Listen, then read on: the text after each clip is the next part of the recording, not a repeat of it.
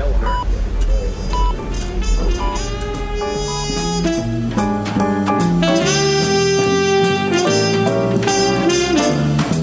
Welcome to the Prescription for Success podcast with your host, Dr. Randy Cook.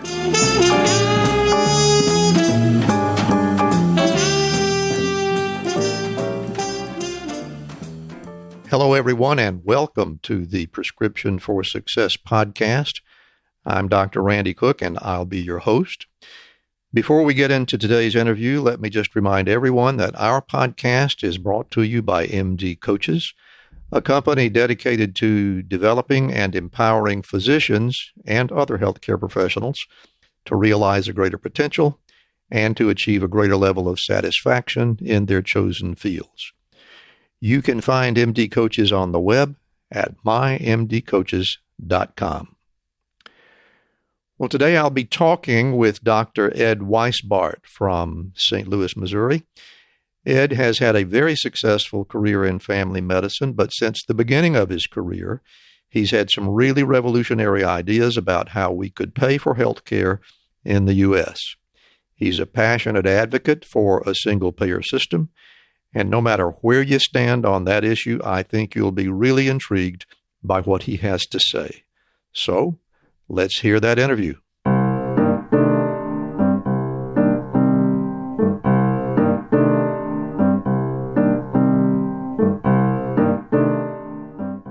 And it is my pleasure today to be speaking with Dr. Ed Weisbart out in St. Louis. Got a lot of really interesting things to talk about, but I want to begin by saying, Ed, thank you so much for being here, and welcome to Prescription for Success. Well, thanks, Randall. I appreciate the invitation. And the other thing that I'll tell you about that I should have spoken to you about earlier when we were doing our logistical planning is that I do want this to be very informal and on a first-name basis, and I'm going to call you Ed, and you can call me Randy, because that's all anybody has called me all of my life. And I want you to feel free to go ahead and do that. So, my first name formally is Edmond, and I used to always correct people to call me Ed instead of Edmund, and then it dawned on me, I could just stop printing Edmond, and nobody makes that mistake anymore. Yeah, well, maybe I should try that. So we'll see. But anyway, let's get on with our talk about you, which I'm really excited about. Yours is a really unique story, I think, and I'm really excited to get into this. But to begin with, as always, I want to talk about your very beginnings and when you got interested in medicine and who influenced you in that regard. What was that all about? Well, it's for like it is for most people. It was sort of a confluence of several things going on. I'm not one of these, people who grew up always wanting to be a doctor. I had no idea what I wanted to do. But I guess when I reached that point in my life when I was trying to decide, a few things happened at the same time. First was I started realizing that I really like science. I really like information and data and numbers, but I also really like people. And so I was trying to think of careers that combine those things. And I like politics a bit as well. And so then I ran into three things that seemed to kind of point me towards medicine. The first was that was around the same time as the American Academy of Family Physicians was created. So that would be about the same time frame. You're exactly right. Yeah, 1971 was when they were created, and I saw that as an attempt to sort of transform medicine from what seemed fragmented at the time. So you were actually aware of that before you even finished your undergraduate studies. Is that right? I was. I mean, so you were really studying this thing. You were figuring this out early on. I don't know that I would say that. I'd say I ran into things that actually at the moment I can't even recall. But okay, you were being observant. Yeah, and then the other thing that happened was that the HMO Act was passed around the same time, and I thought that was a very interesting way to. At the time, I was really locked onto the idea of aligning the financial incentives so that physicians could make more money by keeping people healthy and would lose more money the more we neglected that. I thought that was a good idea. I'm not So I thought those were good things. But then I guess the third piece was I ran into this guy named Stu Levine. Stu Levin, I guess his name is. It's spelled differently, but Stu Levin, and he's a physician who just inspired the heck out of me. He had all the things that I wanted to have going on in terms of combining into his career. And I talked to him, I don't know, for like a half an hour at one point, and it totally changed my mind about what I wanted to do. And then I lost track of him. He wasn't anybody that I had any reason to know. And I don't know, 15 years later, I haven't done the arithmetic. I wound up working at the hospital where he was chief of medical staff. How about that? That was kind of a nice little loop around. But and you had that experience during your undergraduate college years. Yeah. Okay. Yeah. How'd you happen to run into him? Well, I didn't recognize it at the time, but I guess my parents were guiding me towards medicine, although they did it so gently I didn't notice it. But they said, "Hey, come meet this guy, Stu."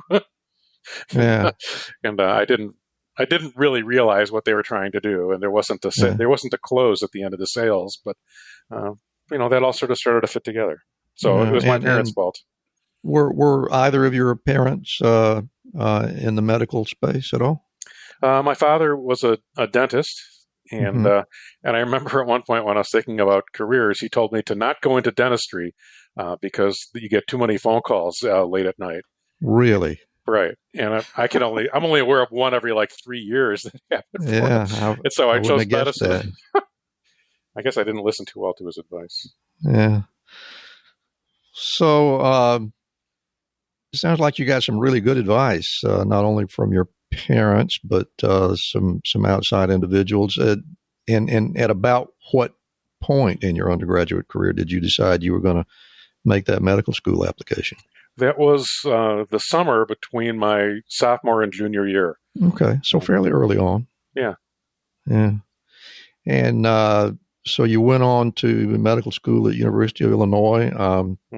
I'm interested in what your take on it was at that time. Was it much like what you expected? Was everything a great big surprise? How did it feel to you at that point? It was really, really hard. Yeah. I remember that, folks, clearly. And the reason that stands out to me so much nowadays is that I see medical students nowadays who are so much more politically active and extracurricularly involved than I could have possibly been, and yet they're still, learning the same stuff. So either the students have all gotten smarter, or the schools have gotten better at more efficient at education, or I don't know what. Yeah, I found it really hard. I mean, the most important thing I remember learning the first 2 years was that if you like the first 2 years of medical school, you probably don't belong in medical school. I've never heard that expression, but I think that's pretty good advice. It got me through, I'll tell you. Yeah, because those first 2 years are, I think, for most people, just not a lot of fun, right? Yeah, it sure wasn't for me, I'll tell you that. But then once we got into seeing patients, the switch flipped, and I thought, oh yeah, this is really fun. I like this part. And so it sounds like even prior to finishing your undergraduate studies, you had your eye on primary care. Was that something that just continued to be right there for you? Did you ever vacillate? Did you ever think about other things? I mean, did you ever want to be a neurosurgeon? How did that work out for you? Well, trust me, the world is happy that I'm not a neurosurgeon. But no, I never. Frankly, it was the family medicine movement that got me most interested in medicine, and I knew that was what I wanted to do. Because I would go into these different rotations, and I would do pediatrics and go, oh, that's fun. Sure, glad that's part of family medicine, Yeah. And that would, of course, continue the whole way through. So I never really had a phase where I didn't stay locked onto that as a career path.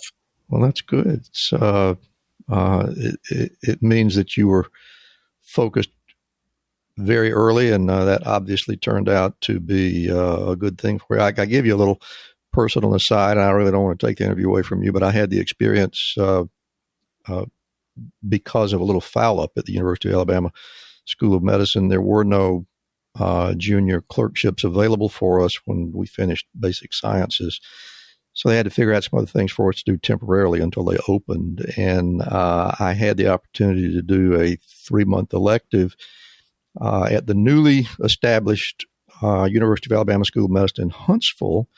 And the dean of that medical school was a guy named Gail Stevens that I think you'll probably recognize, and had a huge influence on me. I mean, I never hesitated about heading into my surgical career, but I really treasured the time that I had with Dr. Stevens and other people that I encountered in family practice. It was really a very formative experience for me. That's terrific. And you're right. It was exactly during that time when family practice was becoming a real thing. Yeah. So despite the first 2 years, you got that M degree, got into your postgraduate training, and everything still okay at that point? Was it working out about like you expected? Were there any surprises? How was residency is the question that I'm going for. I really thrived during residency. It was interesting. During medical school, I was sort of in the middle of the class on any of the national tests. Not particularly at the top, and certainly not at the bottom. But in part because I was so. It was so stressful, and I learned later that when I'm under that much stress, that much intensity, I have a much more difficult time receiving and learning information. So I enjoyed being in the clinical setting in medical school, but I didn't really.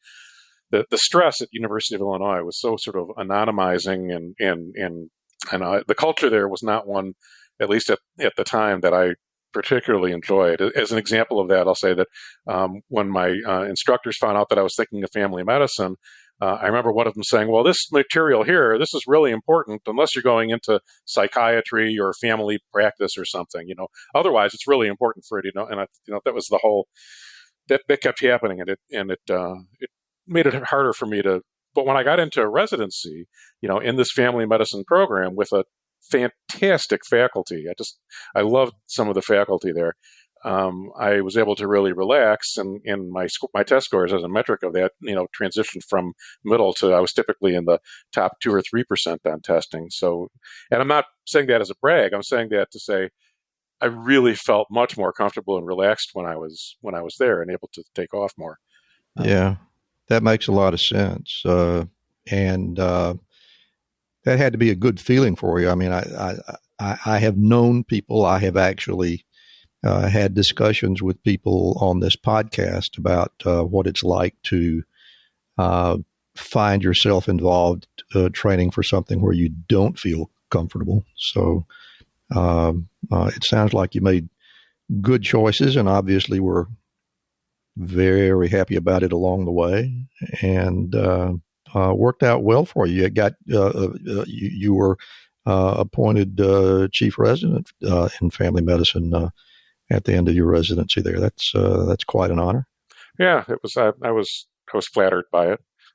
I mean, interestingly, when I was applying for residency programs, I only applied to the very much top tier programs in the country because I was, not thoughtful about, playing the odds, and so I didn't match. And then on match day, I'm sitting there in the little room that we all go into, and who didn't match, and making these phone calls to programs all over the country. And when I called this one and spoke to the program director, we spoke for about, 30 seconds or so. And he did the first thing that ever got me really to relax since I entered medical school. He said to me, enough of all this. He said, tell me what musical instruments you play. Wow. And since I do play music quite a bit, yeah, that maybe, oh man, I got to meet this guy. What's going on there? And that was a really good choice. Yeah, it sounds like he understood something about how to pick a good resident. Well, how to disarm somebody on an interview, I'll say that much. Well, yeah, that's for sure, and I'm sure that remark worked out well for both you and he. Yeah.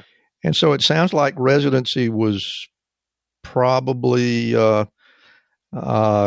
relatively comfortable for you. I mean, we all know that it's demanding because of the work hours and that sort of thing, but just knowing that you're in the right place, that must have felt very good. Absolutely. Absolutely. Which means it's really important to be thoughtful about that when you're deciding where to go. It is indeed. And then there are signs that you clearly have an interest in what would become a very important part of your career, because simultaneously with your chief residency appointment at Michigan, you got a fellowship in faculty development, right? I did, yeah. And what exactly does that mean?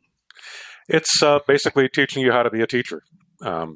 So, some of that is just simply practice and such, but there's actually quite a bit of science and evidence around what makes for good teaching techniques, what's irrelevant to teaching techniques, and what makes for crummy teaching techniques. So we learned a lot of that stuff during that fellowship, and I'd say it formed the foundation for a number of things in my career as I went forward. So very good, and you did go forward, and you did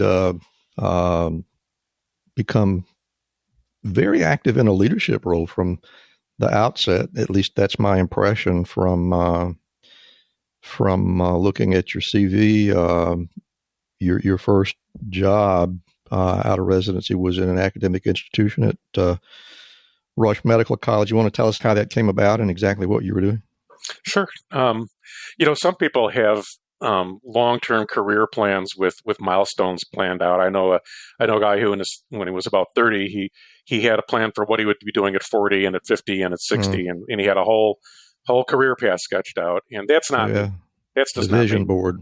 Yeah. He really did try to stick to it, but I'm not like that.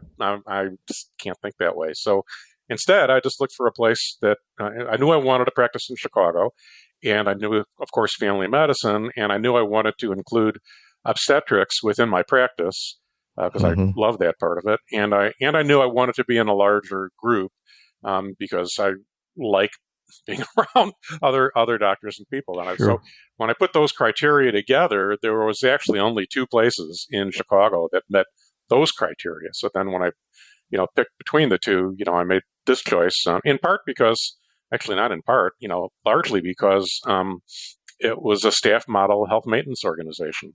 And as I said, earlier on, part of why I chose to go to medical school was indeed because of the managed care movement. Please understand, I was pretty much of a zealot for that at the time, and I am no longer.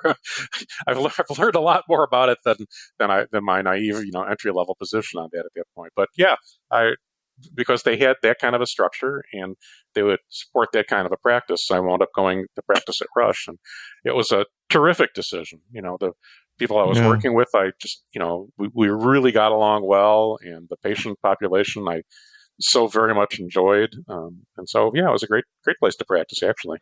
Yeah. And it really sounds to me as if neophyte that you were kind of ahead of your time, in this entire idea about, trying to keep people healthy as opposed to, dealing with the disasters when they come along. Have you ever thought about that? What a visionary you were? Oh, I would say I'm more of a quick follower than a true visionary. I don't, I think the last time I had a truly creative thought was probably 15 years ago. I mean, I don't come up with the ideas, but I do try to keep my eye out for good ideas and then try to amplify and support and go with them or criticize them if they're not. So I don't think of myself so much as a visionary as an advocate for good ideas when they come along.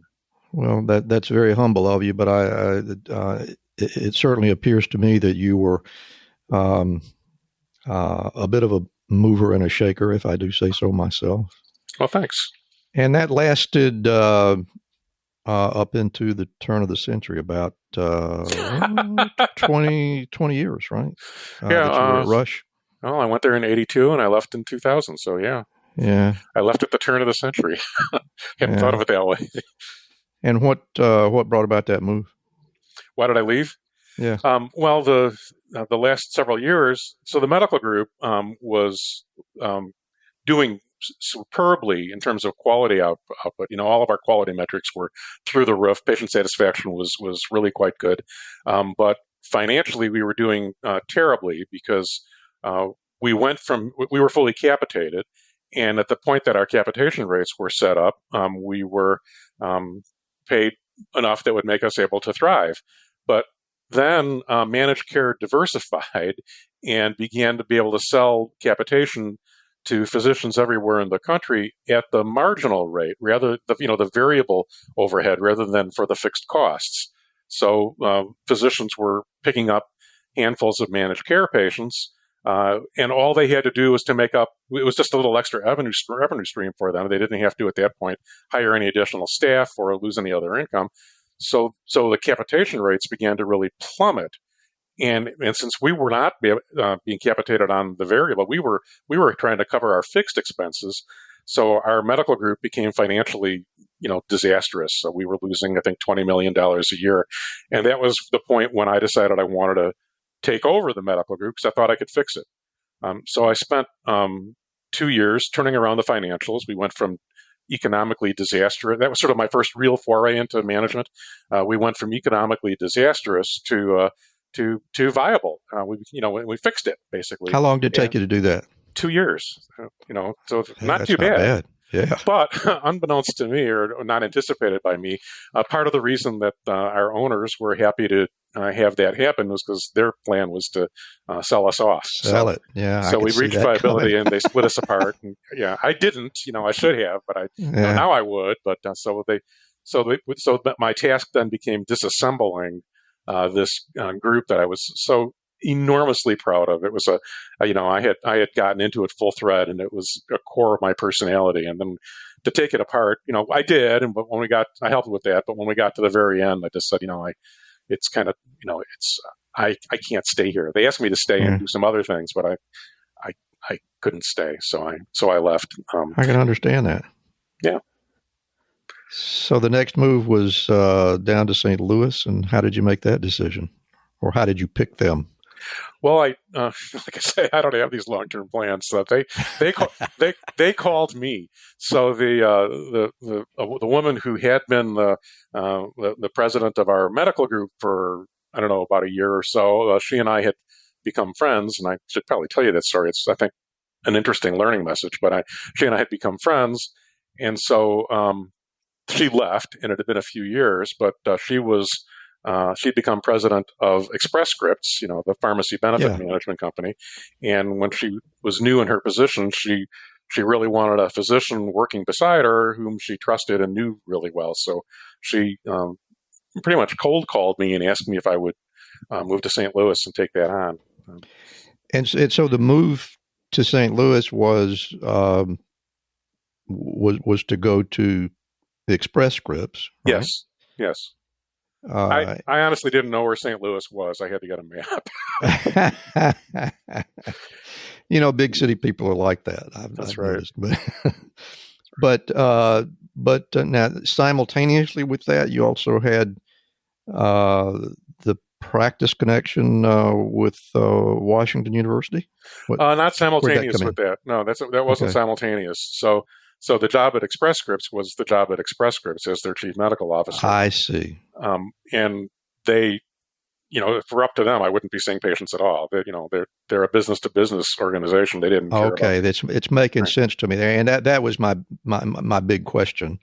Yeah, is how did you manage to continue to be clinical in that environment? So give us the details. So I just really missed seeing patients because I don't have to explain it to you, but I really missed that. So, but the dilemma was I couldn't open my own practice along with working at Express Scripts because the job at Express Scripts included an awful lot of travel. I was on, I think, 150 airplanes every year, and some of those were with 1 or 2 day notice. I would on Tuesday find out that on Thursday I'm going to be in Boise. Core ethos of mine in medical practice has always been you don't ever cancel patients. You just don't cancel patients. Right. And on top of that, you just don't ever cancel patients. So the idea of trying to set up a continuity practice of my own where I would have to abruptly tell patients, oh, here comes another one of those trips.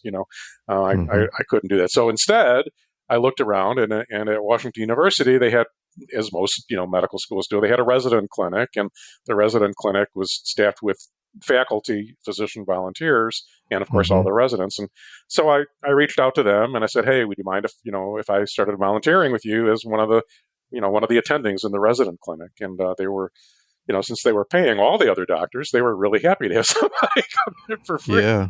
So it was easy to get, not easy, but they, I'm probably making more light of it than I should, but they gave me the opportunity to volunteer in the resident clinic, and I turned out to really enjoy that. The patient mix is the kind of patient mix that I'm most interested in working with, because they're, I think about a third or a half of the patients there don't have any insurance. And then, a big chunk of the rest is Medicaid, and then a smattering of Medicare and a few other things. And that's, not that dissimilar to the people that I was taking care of in my own practice and the people that I like most trying to help. And then it turns out I really enjoyed teaching the residents and the medical students who were there.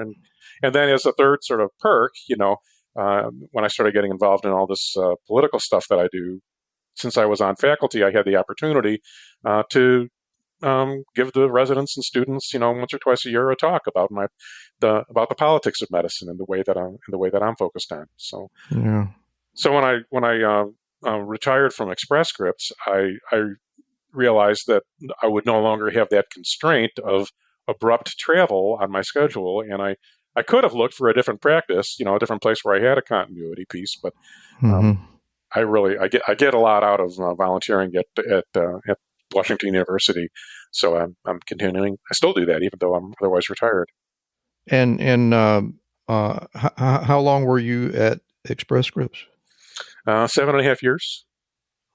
Which would have been up until approximately when? I'm just going over my notes on you to figure out where we are in the process. I got there in 2003 and I retired in 2010.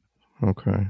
So so for that that was basically a retirement date for you, right?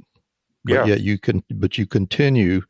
I gather, to continue to volunteer in these free clinics and make your expertise available. I do all sorts of volunteer work because it's what else are you going to do? I mean, it's so much fun, Yeah. And it's a chance to do things that otherwise wouldn't be getting done. Remember medical school? You were confident, studious, hardworking, and you learned what to expect in all manner of patient care. Then reality struck. Regulations, expenses, staff management, and administration. Is this what we signed up for? Stress on the verge of burnout, no time for family, or the reason we got into medicine. Helping people. What are the options when you're afraid you're in the wrong career? Transition, teach, quit? What if there was another way? MD Coaches can help. We're a team of medical professionals with a century of experience in the clinical and business sides of medicine. More importantly, MD Coaches has been where you are, stressed and trying to navigate a world school didn't prepare us for. MD Coaches is your mentor, your confidant, to help you make your practice shine, navigate administrations, and successfully lead staff and projects. Or if you're ready to transition, we can help there too. MD Coaches is doctors helping doctors. Visit our website to receive a free, no-obligation consultation. Go to mymdcoaches.com/RX. That's mymdcoaches.com/RX. Isn't it time someone else was on your side? Don't let the business of being a doctor stop you from doing what you love. That site again, mymdcoaches.com/RX. Visit us today. Physician Outlook is a new magazine platform built for physicians and by physicians, and it's designed to showcase unique physician talents. Sometimes it might be clinical talents, but mostly it's about the intersection between clinical and non-clinical talents, whether it be writing or painting or cooking, or maybe even making a political statement in front of a state and local governing body, or even at the nation's capital, and dozens of other things. It's available online and in print. It's visually stunning on all of its platforms. I promise it's really unique in terms of physician lifestyle magazines. I think you'll really enjoy it. We think it's just the thing to fill your prescription for success. And like the Prescription for Success podcast, Physician Outlook magazine amplifies the voice of any doctor who has something to say, and also uniquely engages patients who still believe in physician-led, team-based care. And Prescription for Success listeners can get $20 off an annual subscription fee by visiting rxforsuccesspodcast.com/Physician Outlook. Well, let's move on to the next chapter. So you retired, by my calculation, around 2010, and it looks like your activism began to pick up speed. You never really wanted to go play golf or go fishing or anything like that. So tell me a little bit about Physicians for a National Health Program. So this is Physicians for a National Health Program, or PNHP. It's an independent nonprofit 501c3 founded in 1987 with the specific mission of educating research, advocacy, and education around healthcare reform, and specifically around what a single-payer national health insurance program, somewhat like improving Medicare and giving that to everybody, would be like. So it's pretty focused on that. And I've long thought that general concept made a lot of sense. And so after retiring, I went to one of their national meetings just to learn more. And I thought, yeah, this is a pretty good solution here. I like this strategy. And so that was 2011 when I went to my first meeting of the organization. And think of 2011, Medicare for all or single payer or any of that stuff. The concept had been around for a while. I mean, Teddy Roosevelt literally campaigned on the basic concepts, and certainly Truman, and it's been around for a while. But think of 2011. Nobody was talking about single payer Medicare for all. So it was be careful about even saying the words. You kind of did. Not as much as we all thought you did, but you kind of did. And then I guess 2012, the organization had spent most of a year trying to talk me into organizing the St. Louis chapter of the organization. And I didn't want to do any of that. I wanted to just, play my ukulele, and, it didn't. Yeah. But I guess around 2012 we did. We started that up. And then an interesting moment for me was I was been so afraid of talking about any of this stuff. Like you just said, you had to be afraid of talking about it. But they gave me a list of, I think, 50 people that had historically been on their mailing list in the area. And I knew one of them. And so I started talking to him and thought, my gosh, and then I started talking to more people. And it turns out, actually, even back in 2012, a lot of physicians were already agreeing with this and were already on board with this philosophically. They just didn't see a pathway to achieving it, but they thought it was a good idea. So, we started doing that. And within a few months of doing it in St. Louis, other cities around Missouri started saying, well, we want a chapter too. And I thought, well, great. So we're going to have like 6 chapters in Missouri. That's going to be hard to sustain. Really?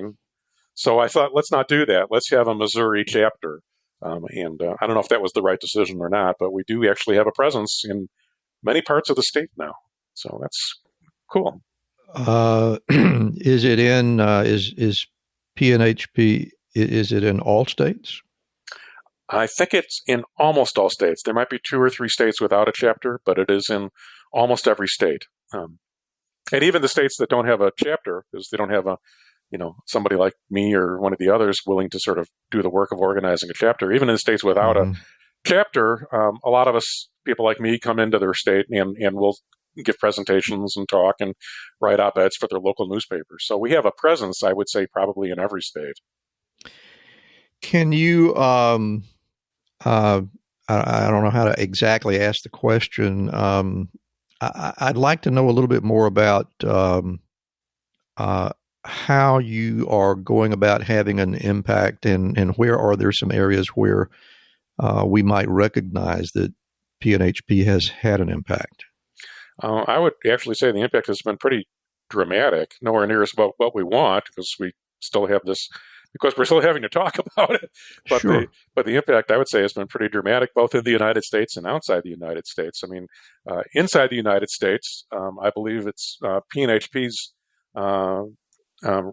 people within PNHP who have been friends with Senator Sanders for a long time, who have been helping educate him about the concept that helped him, really sort of put that front and center on his campaign, a few years ago. And Sure. I believe that's a big part of what got it to be so nationally recognized as a topic.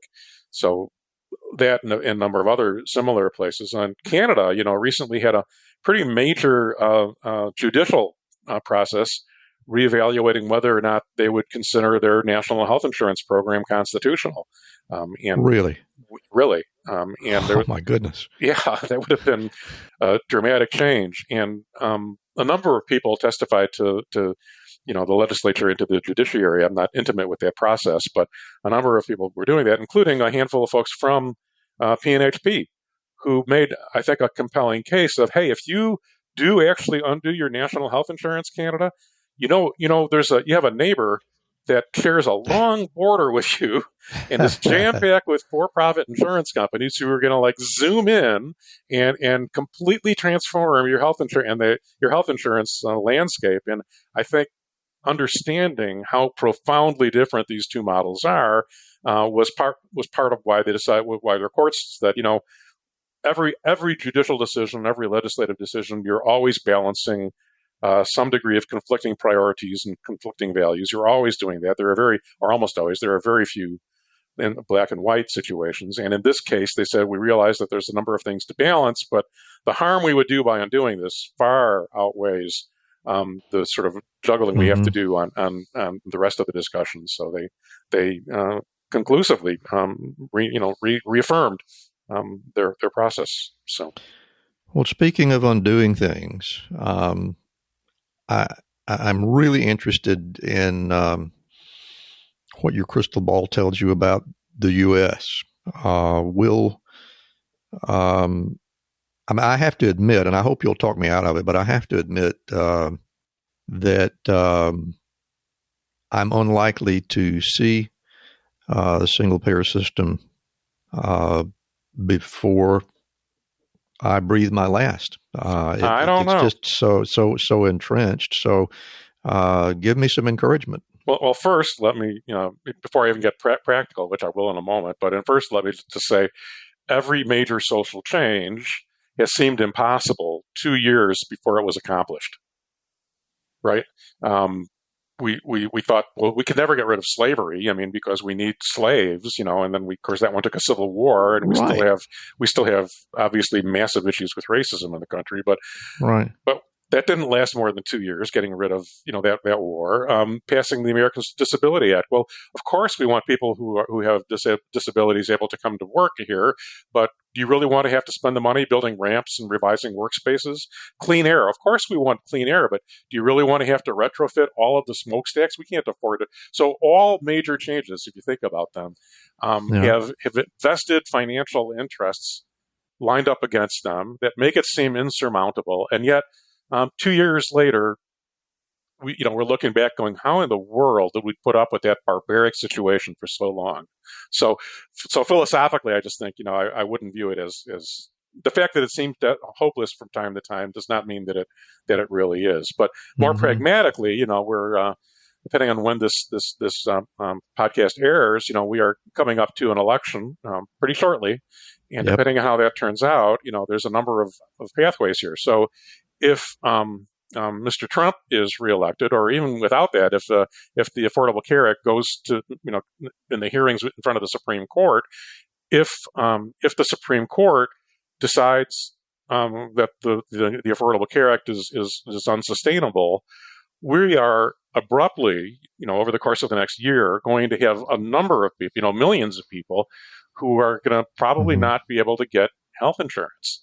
And I think between that happening, between COVID having, I think it's now 11 million Americans who lost insurance because of their workplace changes, and then shortly before COVID, United Auto Workers went on strike, and the first thing General Motors did to the UAW was to say, "Hey, no more health care for you folks." And the union backfilled it a bit. But I think we've seen an escalation of things the last year of people realizing that the current health insurance model is not a given and is not guaranteed. And then if the ACA does get undone, I think that's going to put that on steroids. And to me, that's going to say that, that's going to increase interest again in single payer. And then if Mr. Trump wins, I think you could make the argument to the Democrats that they didn't come up with a bold enough proposal, in particular in healthcare, which we know is one of the top priorities for voters. So if Mr. Trump wins, I think you can make the argument that one of the parties can differentiate itself with a bolder stance. Or if Mr. Biden wins, then I think we have a different situation, and I think we will then be looking at a more incremental pathway, which is the pathway most changes really happen through. So Mr. Biden at the moment is proposing a public option, where people in the country would be able to purchase Medicare if a Medicare policy if they chose to, and with a subsidy for lower income folks, because they need something. So his policy proposal on that seems to have evolved several times, and if he's elected and he continues to focus on healthcare reform, then I think I personally, and probably groups like mine, would need to focus on, if you're going to have a public option, if there's going to be one, if that's what the strategy is going to be, well, let's make sure it's the best one it can be. And to me, the most important single characteristic of that is that it needs to actually be a public option if you're going to have that. I would not want to see it be a privatized form, not Medicare Advantage for all, but actually Medicare for all. Improve Medicare. There's a long list of things about Medicare that need to be improved, but have that be the program. Don't privatize it for all sorts of reasons. So, well, you certainly have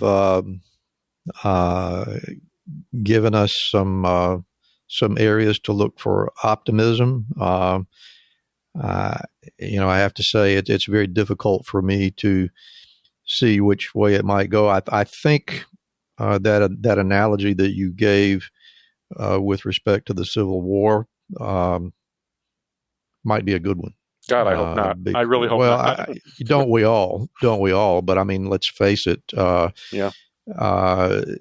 If enough people are miserable enough, all of a sudden, you can be sure there will be change at that point. And, the only other option is to be patient, take it a little at a time. And I guess time will tell which of those two paths that we'll follow. But that's a very interesting scenario that I had not really thought about, and that is the collapse of Medicare and the catastrophe that would cause.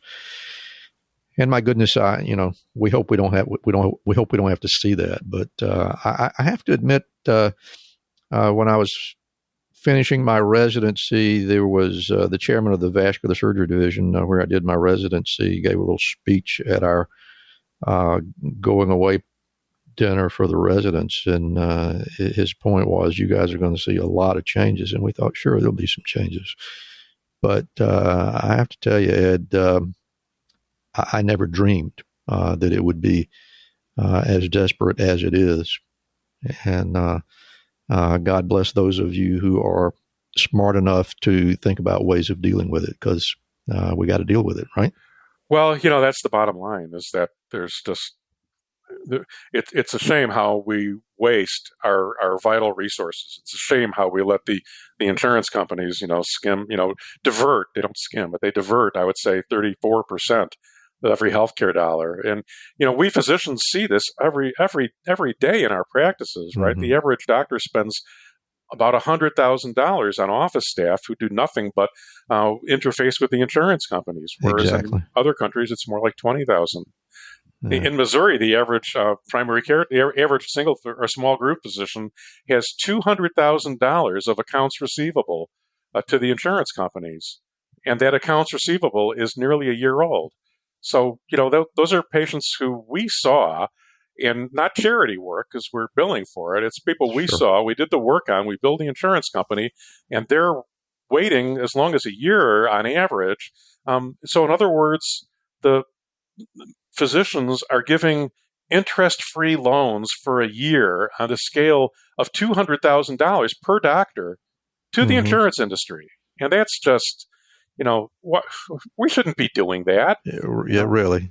No, I can't think of any other business, any other industry that that behaves in that fashion. It just doesn't make any kind of reasonable fiscal sense. So we have to get on top of this. Yeah.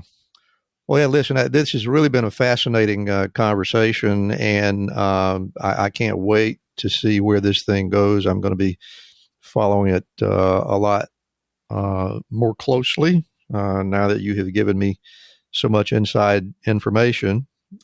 We have arrived at what is the favorite part of this program for me, and that is when we get to hear you give us all some advice. Yeah. So I'm going to close my mic for as long as you wish to speak, and we're going to hear Dr. Ed Weisbart give us his personal prescriptions for success.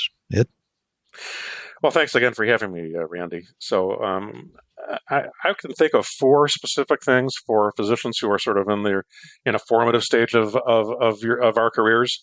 4 specific sort of lessons that were particularly helpful to me, and I'll start with one fairly detailed, and then I'll become increasingly broad as I go through these. So the first one is decide on your specialty or your career path based on what you could do with that specialty or career path, not based on what you've seen done with it.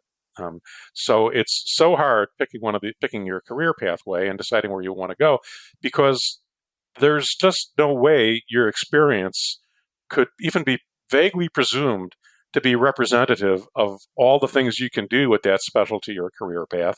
And so you get to construct it. That's one of the real privileges or joys of being a physician, is the range of things you can do as a physician is mind-boggling. And so when you're trying to decide what you want to do, it's so easy to constrain yourself based on, well, I saw a urologist, and this is what urology was. No. You saw one urologist. You saw 15 urologists, and there are, probably, I don't know why I'm picking on urology. There are tens of thousands of them out there, and they're all different, and so you get to decide what you want to do. I had no idea when I started working in family medicine that I was eventually going to be the chief medical officer of a pharmacy benefit manager. You get to craft your career the way you want to, and don't be constrained by the inevitably few examples that you've seen of how that's done. The second piece of advice is something that I read a long time ago, which was move towards anxiety. Move towards anxiety. So you can almost view, when you're making a career choice, you can almost view it as the anxiety as a little internal flag saying personal growth opportunity. You could take an easy, comfortable path, which, who doesn't want to do that from time to time? But if you find a pathway that you're considering that makes you nervous just even to think about it, don't run away out of anxiety, and don't just jump into it. I'm not saying leap into anxiety, but move towards anxiety. So when you feel a career decision coming up and one of the choices is making you particularly nervous, sit down and really think about it. Talk about it with your friends or family, and noodle through what it is about that. And another piece of good advice I got along the same line is when you're thinking, actually from Stu Levine, the doc I was talking about early on in this conversation, and he said if you're thinking about changing your career, there should be or your job, there should be two criteria. Number one, you should want to leave where you are. If you don't want to leave where you are, why are you even thinking about that? But number two, you should definitely want to go where you're aiming. So if you're unhappy where you are, you still don't leave until you know you've got a place you want to go to. So those, I thought, were 2 criteria that are good. The third thing I would say is follow your passion and speak your mind. And that brought me to 2 vignettes that were turning points where I think I did that, and it really mattered. So I mentioned I was the chief medical officer of a medical group that was almost entirely capitated, and that I did a financial turnaround on them. And right at the end of that, about halfway through, our president changed hands. They hired this woman who was actually going to become my friend. And the first thing she did was to completely change all of the contracts that we had with our subspecialists. Now, I had spent a year building those contracts, and I was enormously proud of them. And I thought she was making a terrible decision the way she was changing them. So this was also, if you think about it, early in the world of email. But I wrote her an email that I think was polite. I said, "Hey, I understand your background. You've got far more experience on these kinds of decisions than I do. You have more information and data than I do. But from where I'm sitting, that looks like a really bad decision. And here's why I think it's a bad decision." Well, she liked that. Because unbeknownst to me, when you're in a position relatively high in most organizations, it's pretty hard to find somebody who's willing to give you critical, not, constructive, but not necessarily entirely supportive feedback. So I guess, she really liked that idea that I was critical of her, and she brought me into her office. And of course, I was nervous as heck when she did that. But then we had a good, thoughtful conversation, and she was right, and I was wrong about the contracts. But my point is, I became to her attention because I was so I thought she was wrong, and I spoke my mind, and I didn't defer to her position, although I treated her with respect. And as a consequence of that, that one email led to a cascade of things that included my moving to St. Louis to be chief medical officer at a Fortune 50 company. So speak your mind. The other one where I spoke my mind that was a little bit riskier, but I didn't care, was in 2004 when I was working at Express Scripts. At the time, we had the drug Vioxx in a preferred position on our formulary. Now, my job at Express Scripts included owning the final decisions on the clinical side of the formulary, not the financials, but the clinical side. So the only reason Vioxx was on our formularies, aside from the economics, was because I and my team said, yeah, that's a perfectly good drug. Well, then in May of 2004, Vioxx, the evidence around Vioxx began to emerge in one particular study in Lancet that suggested Vioxx was actually killing people much more than other drugs like Celebrex was doing. And we quickly gathered a group to look at it, including all the right sorts of people, and within a few hours decided, no, Vioxx should not be on our formularies. And I pulled that switch, and I demanded that Express Scripts remove Vioxx from its preferred position on our formulary, and that happened within just a few hours. Well, that was May, and from May until September 2004, when Vioxx was withdrawn from the market because of that kind of information, I was the bottom kid on the totem pole. I was the public whipping boy, because my decision to do that had cost the company millions of dollars. The rebates that the company was getting off of the drug was worth millions of dollars. So my decision to do that, and I didn't care, of course, because that was my job there. They had hired me to be the person in charge of clinical integrity for the company, and I thought clinical integrity demanded that we stop encouraging people to use this poor, dangerous drug. So from May to September, I was I was in trouble there, but I never buckled because I knew I was in the right. We had been very, very careful on the science. And then in September, when it was withdrawn, overnight, my standing in the company, my interpersonal standing in the company, shifted to being the one who had the courage to stand up. And that was a relief. But from that day forward, I had established a brand as someone who, was nice most of the time, but if push comes to shove, would stand for it, wouldn't stand for a problem. So that's the second example of follow your passion, speak your mind, have the courage to say the things are right. And it's helped me. It's always kind of tense during the time when you're doing it, but it's always led me to a better outcome. And then the fourth, much shorter one, just was from my program director when I was a resident, Leo Bingley, who said this quote that apparently resonated with me. He said, "The more clearly you see where you want to go, the more likely you'll wind up there. The more clearly you see where you want to go, the more likely you'll wind up there." So sort of try to see the future. I'm not so skilled at it, but I try to see the future that you want to be in for yourself or for the world. And the more clearly you can articulate it, the easier it is to build the roadmap to get there and to build the steps and to actually work towards it. So the more clearly you see where you want to go, the more likely you'll wind up there. And those are my prescriptions for success. Well, Ed, thank you so much for sharing that with us. You got some outstanding advice there, and I am looking forward to sharing that with our audience, and I appreciate you taking the time to be with us. Before you go away, I want to give you one more opportunity to let people know how to find you. If you want to tell us about websites, books, television appearances, email addresses, anything that you would like to share, go ahead and let us hear it right now.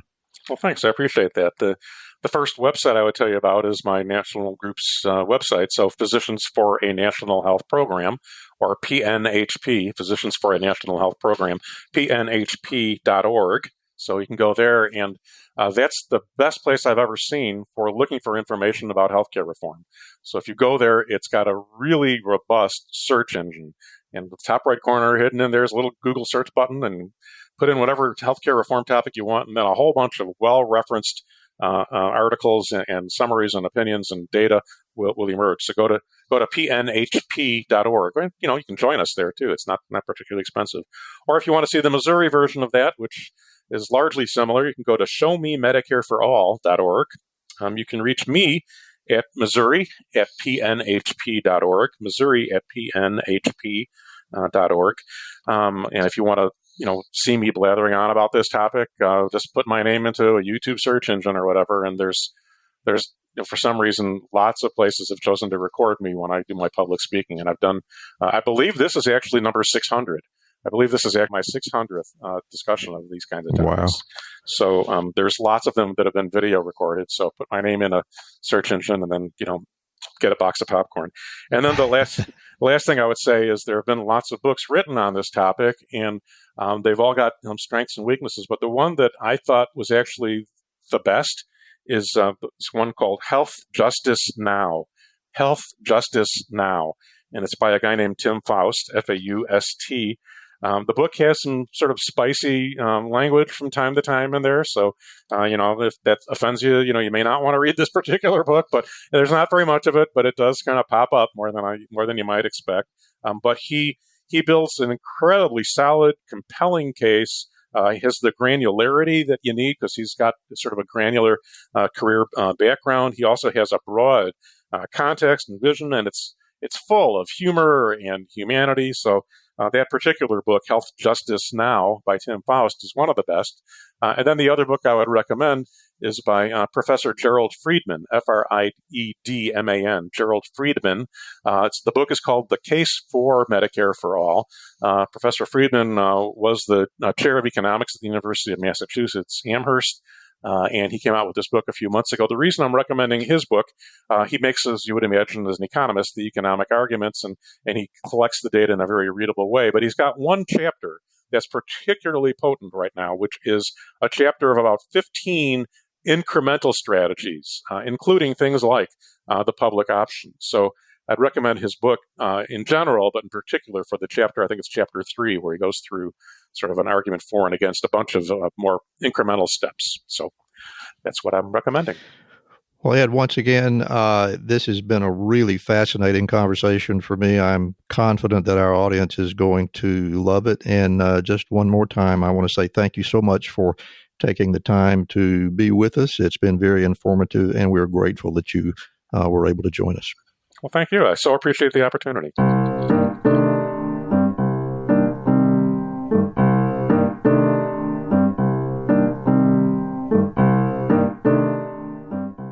And that brings us to the close of another episode of Prescription for Success. But before we go, I want to encourage you to become a subscriber to our podcast. When you do, you can get even more information about our guests by reviewing the show notes on our website at rxforsuccesspodcast.com. And while you're there, please be sure to leave us a comment, and if you feel so inclined, give us a 5-star rating. We'd really appreciate it. We also hope you'll support the show by becoming a patron. You can do that by visiting patreon.com/RX for Success podcast. Thank you so very much for listening today.